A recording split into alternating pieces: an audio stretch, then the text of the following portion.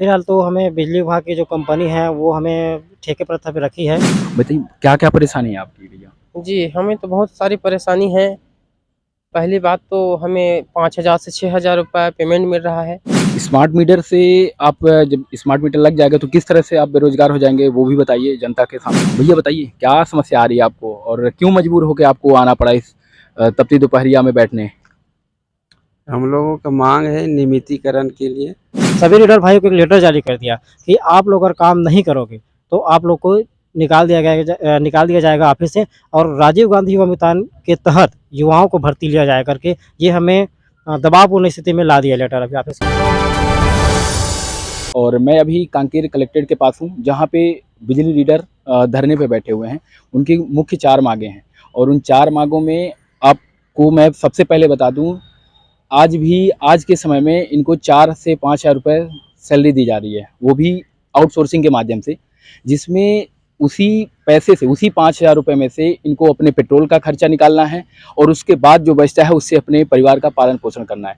अभी हमारे साथ रीडर हैं जो कि घर घर जाके और रीडिंग लेते हैं, जिसके बाद सरकार के पास पैसा जाता है बिलिंग का। तो इनसे हम बात करते हैं और इनकी मुख्य मांगे जानते हैं। भैया क्या मुख्य मांगे हैं आपकी और क्या चाहते हैं आप? जी, मेरा नाम दिकपाल सांडिल है। मैं कांकेर जिला से मीडिया प्रभारी हूँ। मैं चारमाड़ी से मीटर रीडर हूँ और हमारी मुख्य मांग है कि सरकार हमें अपने विभाग पे हमें समायोजन करे। तो मुख्य मांगों में पहली और ऐसी कौन सी मांग है जिसकी वजह से आप लोगों को मजबूर होकर आज धरने पे बैठना पड़ा है? फिलहाल तो हमें बिजली विभाग की जो कंपनी है वो हमें ठेके प्रथा पे रखी है और पेपर में न्यूज़ देता है कि सुविधा है करके, तो हमें खुद क्लियर पता नहीं चल पा रहा है कि हम लोग किस में हैं। फिलहाल तो हमें जानकारी है कि हम लोग ठेका में अनुबंध में काम करते हैं, तो इसके चलते भी स्मार्ट मीटर लगने वाला है रिचार्ज वाला, उसके चलते हम आगे भविष्य में हम लोग बेरोजगार हो सकते हैं।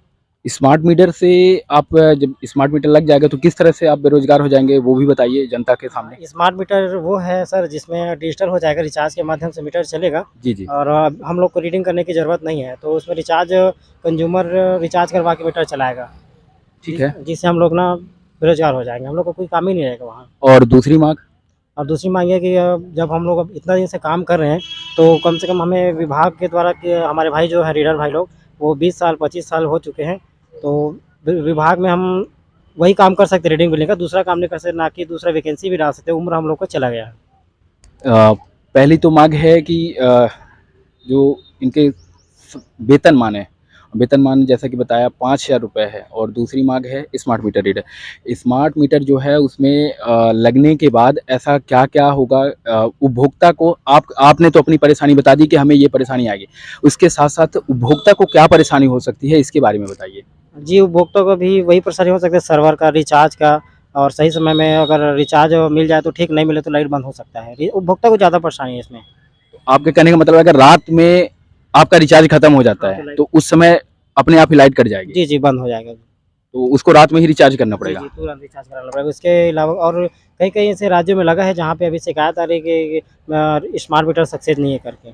और मैंने ये सुना था कि आपको हमारे जो स्वास्थ्य मंत्री हैं उनके द्वारा भी आश्वासन दिया गया था कि हम आपको परमानेंट या संविदा में रखेंगे, ऐसा कुछ? जी, हम लोग 2012 में फिर एक बार रायपुर में धरना प्रदर्शन में बैठे थे, तो वहाँ आके बोले थे श्री टी.एस. सिंहदेव जी अभी मंत्री हैं कि हमारी सरकार जब भी आती है तो हम आपको 10 दिवस में रेगुलर करेंगे, नियमितीकरण करेंगे, ऐसा करके बोले थे। और जन घोषणा पत्र में जब चुनाव हुआ तो उसमें भी भूपेश बघेल जी बोले थे कि 10 दिवस में आप लोग को रेगुलर करेंगे करके। अभी तक कुछ नहीं हुआ है। हम लोग को ज्ञापन बहुत बार दे चुके हैं। 21 तारीख को रायपुर में धरना प्रदर्शन के दौरान फिर हम लोग ज्ञापन दिए थे, लेकिन उसके चलते हम लोग को कुछ नहीं हुआ, तो अभी फिलहाल हम अनिश्चितकाल धरना स्थल में बैठे हैं कांकेर में।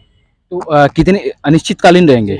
तो अनिश्चितकालीन में जैसे आप क्या होता है 1 से 5 तारीख तक आप लोग हर घर जाते हैं और वहाँ से रीडिंग को कलेक्ट करके बिलिंग के लिए भेजते हैं। तो अभी जैसे आप ये मई का महीना है, 1 तारीख से आप लोग धरने पे हैं, तो 1 से 5 तारीख अनिश्चितकालीन है, तो अभी कैसे होगा और इससे उपभोक्ताओं को क्या फ़र्क पड़ने वाला है? अभी उपभोक्ताओं को तो सही समय में बिल नहीं मिल पाएगा और इससे सरकार को भी उनकी राजस्व में नुकसानियाँ हैं, क्योंकि बिजली विभाग में राजस्व में सेकंड नंबर में आता है छत्तीसगढ़ में, तो राजस्व में भी बहुत बड़ा नुकसान हो सकता है। और दूसरी बात ये है कि जैसे छत्तीसगढ़ में एक योजना चल रही है कि आपका अगर 100 यूनिट तक बिजली होता है, उसका कुछ अलग है, जो बिल आता है उसका रीडिंग अलग होता है, और जो 100 से 200 तक चलती है उसका अलग होता है। तो अगर 1 से 5 तक में बिजली बिल का रीडिंग का बिलिंग नहीं होता है, तो वो क्या होगा, यूनिट बढ़ेगी, और जब उसके बाद रीडिंग कटेगी तो जिसका 100 यूनिट के हिसाब से आता था 3 रुपये या कुछ पैसे चार्ज होता था, वो 5 रुपये में चला जाएगा, क्योंकि वो ऑलरेडी 200 से क्रॉस कर जाएगा। तो इसके बारे में क्या कहना है आपका? हाँ, ये तो सही है सर। अब वो विभाग किसी की तरह से करवाएँगे। अब हम लोग तो अभी फ़िलहाल हड़ताल में हैं। अब उसके बारे में हम लोग कुछ नहीं बोल सकते हैं, वो विभाग की समस्या है। आपको कितना दिया जाता है? वेतनमान जो आप लोगों का है वो कितना है? हम लोग को अभी एक कनेक्शन का 7 रुपये दिया जाता है, जो कि एक कनेक्शन के लिए हम लोग को बहुत कम है। लगभग 5 से 6 हज़ार के बीच बनता है हम लोग का। तो 5 से 6 हज़ार, और जो आप जैसे घर-घर घूमते हैं उसके लिए पेट्रोलिंग की क्या व्यवस्था रहती है? सर खुद से करना पड़ता है सब चीज़। 5,000 में सब चीज़ करना पड़ता है हम लोग को। गाँव में जाना पड़ता है, फिर बिलिंग करना पड़ता है। कई-कई ऐसा घर है जो 1 किलोमीटर 2 किलोमीटर दारी, उसमें ही हम लोग बाइक में जाते हैं। तो पेट्रोल का खर्चा हम लोग खुद से करते हैं, तो हम लोग के लिए पेमेंट 6,000 रुपये बहुत कम है। तो जैसे कांग्रेस ने अपने घोषणा पत्र में कहा था कि पैरा नंबर 30 पे ये कहा था कि आप लोगों को संविदा में किया जाएगा। तो उसके बाद आप लोगों ने धरना दिया।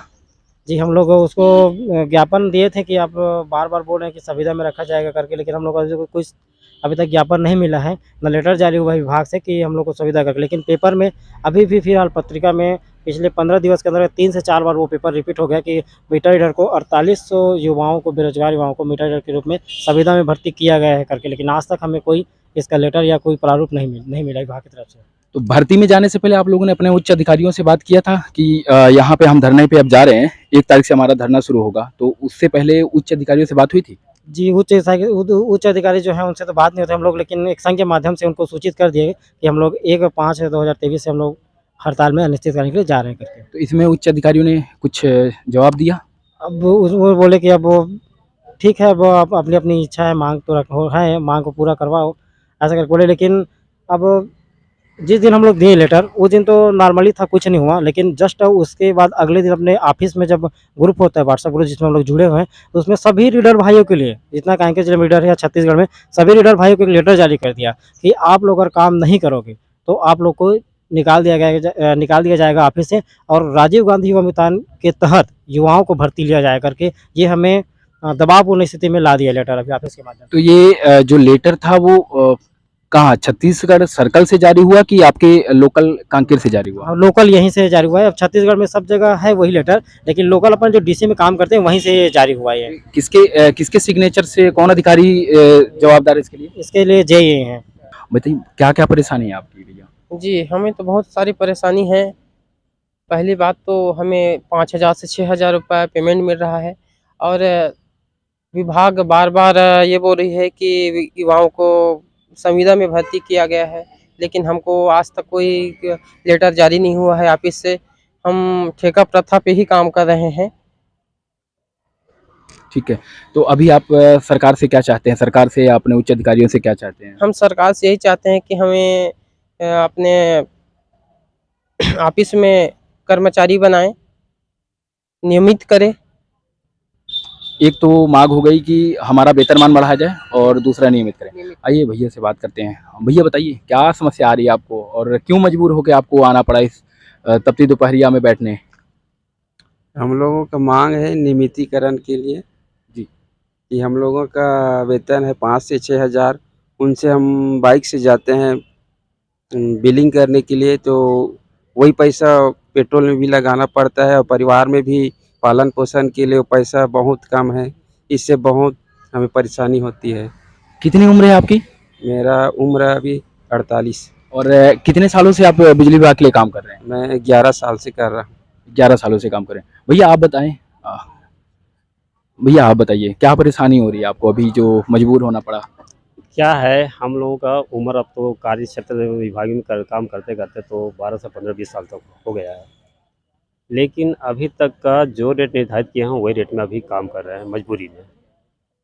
अब उसके तहत अभी हमने शासन प्रशासन को भी जानकारी दी है, विभागों को जानकारी दी है, पर अभी तक हम लोगों के प्रति कोई सहानुभूति, कोई सहयोग की भावना नहीं है। अब इसके चलते क्या है, पेट्रोल का खर्चा, खुद का खर्चा और परिवार के भरण पोषण में दिक्कतें आ रहा है। जी जी। तो हम शासन प्रशासन और विभाग से वही चाहते हैं कि महंगाई को देखते हुए और अभी तक के कार्य क्षेत्र लंबा समय तक चलने के बावजूद भी कोई ध्यान आकर्षित नहीं है। तो हम यही चाहते हैं कि हमको एक क्या कहते हैं, विभागों में शामिल करें और महंगाई को देखते हुए पेमेंट में वृद्धि करें। हम यही चाहते हैं। तो मंत्री टीएस सिंहदेव के अलावा किसी और अभी तो 1 तारीख को भूपेश बघेल जी आए हुए थे, तो वहाँ पे आप लोगों ने कोशिश नहीं करी अपनी बातें रखने की? बात रखे, बशर्ते उसने कोई सुनवाई नहीं की है। अभी तक का ज्ञापन का कोई जवाब नहीं आया है। मतलब टीएस सिंहदेव के अलावा किसी से भी आपको आश्वासन नहीं मिला है? शुरुआती दौर में टीएस सिंहदेव से आश्वासन मिला, उसके बाद अभी तक कोई आश्वासन नहीं मिला? हाँ, कोई आश्वासन नहीं मिला अभी तक।